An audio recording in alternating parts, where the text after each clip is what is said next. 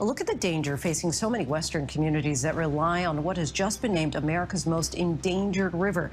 Kana Whitworth traveled along the Colorado River and has more on the fight to preserve a way of life before it's too. The Colorado River, long regarded as a symbol of resilience and life for the American Southwest, is now under serious threat due to the emergence of deep cracks in its riverbed, identified by geologists as a sign of dangerous geological instability. These fissures, discovered in a previously unremarkable stretch between Lake Havasu and the Parker Dam, have raised alarms not only within the scientific community, but also among policymakers, engineers, and communities that rely heavily on this vital waterway. Unlike surface anomalies that can be dismissed as temporary or inconsequential, these cracks extend through sedimentary layers into underlying bedrock, signaling a fundamental shift occurring beneath one of the most essential water systems in the United States. What makes this discovery especially critical is the scope of the Colorado River's role in supporting life and industry throughout the region. Over 40 million people depend on it for drinking water, and it irrigates more than 5 million acres of farmland. Its reservoirs, including Lake Powell and Lake Mead, are key to both water storage and hydroelectric energy generation. These systems are already under duress from long-standing drought conditions, climate variability,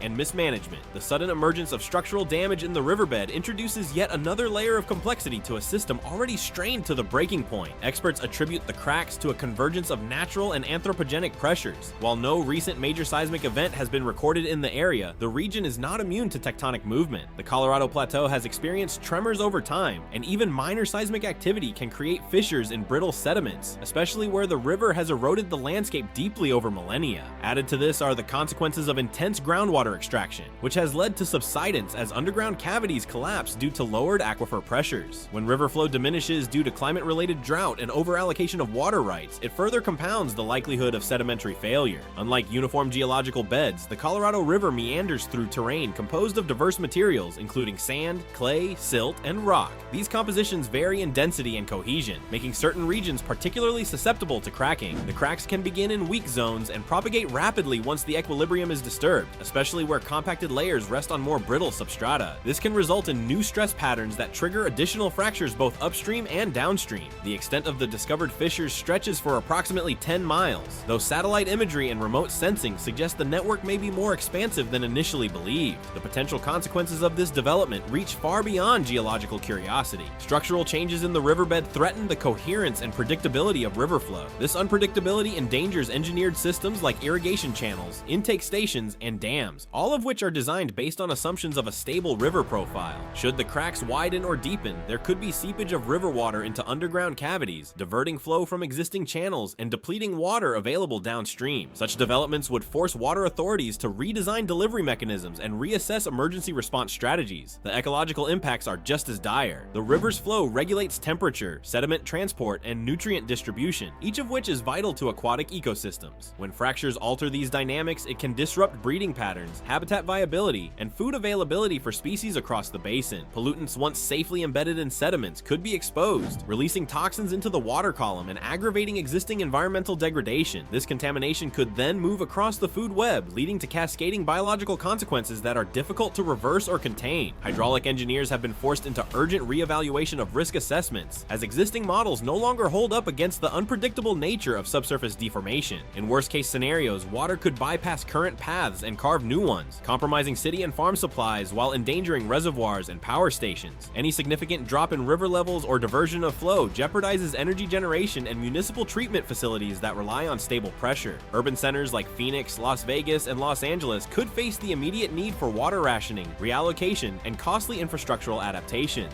Sedimentologists and climatologists are now collaborating to model how changes in sediment dynamics might evolve. The river carries large quantities of sediment vital for shaping downstream deltas and wetlands. If these cracks intercept or redirect sediment load, they can cause starvation in zones that depend on consistent deposition. This is especially dangerous for the Colorado River Delta, which already suffers from low water levels. Loss of sediment flow can lead to desertification, transforming wetlands into barren terrain and eroding natural buffers against environmental shocks. Historically, riverbed instability has typically been associated with major weather events or seismic catastrophes, but this case differs by appearing to result from slow accumulation of various pressure factors. The gradual nature of the process complicates detection and response because no singular event signals the onset of failure. Instead, changes manifest subtly through widening cracks, declining flow, and small-scale shifts in land elevation, all of which are now being tracked through advanced technologies including ground-penetrating radar, sonar, and satellite-based radar mapping. These surveillance efforts are revealing signs of structural motion even outside the initial discovery zone. Vertical displacements in some areas indicate either subsidence or heaving of land, suggesting the presence of deeper fault lines or aquifer collapse. Emergency response teams are now in place, equipped with high-precision sensors to monitor water levels, soil compaction, and ground motion in real time. Their findings will be crucial in determining whether the cracks are static features or active threats that could escalate into full-blown infrastructural and ecological crises. Economic repercussions are mounting alongside scientific concerns. Agriculture, energy, tourism, and real estate sectors all rely heavily on predictable access to the Colorado River. For farmers, a loss of irrigation can mean failed crops and ruined livelihoods. For cities, infrastructure originally deemed sufficient may now require expensive retrofitting. Power plants relying on hydroelectric generation face diminishing capacity if flow rates drop due to seepage. Meanwhile, tourism-based economies that thrive on river recreation may see sharp declines if sections become unsafe or dry out completely. At the policy level, current water rights frameworks may be rendered obsolete by these developments. Agreements that divide river access among states, municipalities, and tribal nations were often written under the assumption of stable hydrology. Should the river's route change or its volume decline dramatically, these legal arrangements may fall apart, sparking disputes and litigation. In particular, indigenous tribes, many of whom depend on the river for cultural and practical purposes, may find their rights compromised or ignored once again, triggering new battles over environmental justice and sovereignty. Academics across disciplines are accelerating their research efforts. From ecologists modeling habitat fragmentation to engineers exploring novel mitigation techniques, the urgency has unified diverse fields. Teams are using historical sedimentation records to determine whether similar cracking has occurred before, possibly during ancient periods of climatic extremes. Though past examples could provide insight, the current situation is complicated by the human-altered landscape in which the river now flows. Unlike in prehistoric times, today's Colorado River is shaped by a century of damming, diversions, and over-extraction that may have pushed the system into unsustainable territory. Technological infrastructure in the region could also be contributing to or being endangered by the cracks. High-voltage lines, gas pipelines, and fiber optic cables all run parallel to the river in some segments. These installations may emit electromagnetic fields that over long periods influence mineral bonds in clay-rich soils. While this remains a developing hypothesis, it introduces yet another potential factor in a multifaceted crisis. More pressing, however, is the concern that these systems could be damaged if the land beneath them shifts unexpectedly. Remote detection tools are playing an increasingly vital role in assessing the scope of the problem. Synthetic aperture radar, SAR, and other satellite-based methods are mapping surface changes down to centimeter-level accuracy, enabling scientists to pinpoint active zones of deformation. These data are being fed into dynamic simulations that predict how the cracks might evolve under various stress conditions, including increased water flow, seasonal melt, or future seismic activity.